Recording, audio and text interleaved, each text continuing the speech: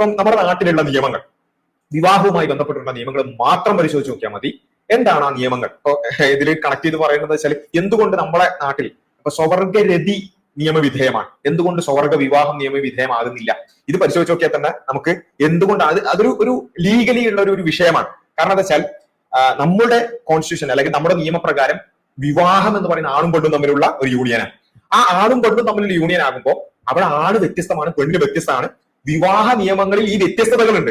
ഈ വ്യത്യസ്തതകൾ ഉള്ളത് കൊണ്ട് തന്നെ one male partner and one female partner തമ്മിലുള്ള യൂണിയൻ ആണ് ലീഗലി വിവാഹം എന്നുള്ളത് കൊണ്ടാണ് അവിടെ ആണും പെണ്ണും തമ്മിൽ വ്യത്യാസമുണ്ട് ലീഗലി തന്നെ എന്നുള്ളത് കൊണ്ടാണ് ഇപ്പൊ സ്വർഗ വിവാഹങ്ങൾ ലീഗലി അനുവദിക്കാത്തത്.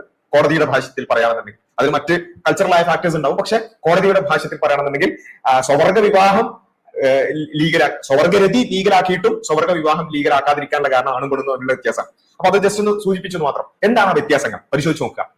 പിന്നെ ഒരു ആണിനെ സംബന്ധിച്ചിടത്തോളം ആണ് പെണ്ണിന് ഡിവോഴ്സ് ചെയ്യുകയാണെന്നുണ്ടെങ്കിൽ അവിടെ അലിമണി അടക്കമുള്ള ഒരുപാട് കാര്യങ്ങൾ അവിടെ ഉണ്ട്. അതേപോലെ തന്നെ വിവാഹത്തിലേക്ക് വരണമെന്നില്ല, പീഡനവുമായി ബന്ധപ്പെട്ടുകൊണ്ട് ആണിന് പെണ്ണിനെയാണ് യഥാർത്ഥത്തിൽ പീഡിപ്പിക്കാൻ സാധിക്കുക ലീഗലി നോക്കുകയാണെന്നുണ്ടെങ്കിൽ.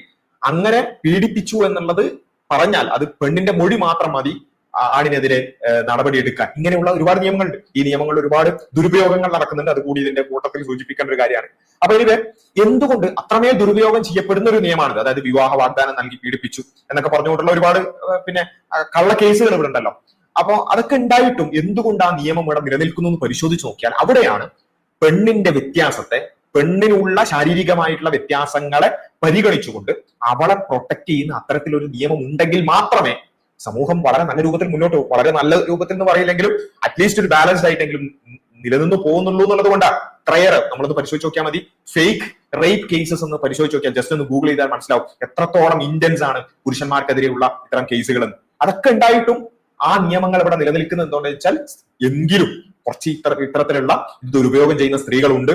അവർ പുരുഷന്മാർക്കെതിരെ വ്യാജ കേസ് കൊടുക്കുന്നുണ്ട്. എങ്കിൽ കൂടി ബഹുഭൂരിപക്ഷം വരുന്ന ഒരു വോയിസ് ഇല്ലാത്ത സ്ത്രീകൾ ഇവിടെ ഉണ്ട്. അവരെ അടക്കം പ്രൊട്ടക്ട് ചെയ്യണം എന്നുള്ളത് കൊണ്ടാണ് നിയമം ഇപ്പോഴും നിലനിർത്തുന്നത്. അപ്പോൾ ഇവിടെ നമ്മൾ പരിശോധിച്ച് നോക്കിയാൽ ആണ് വേറെയാണ്, പെണ്ണ് വേറെയാണ് നിയമത്തിന്റെ കണ്ണിൽ.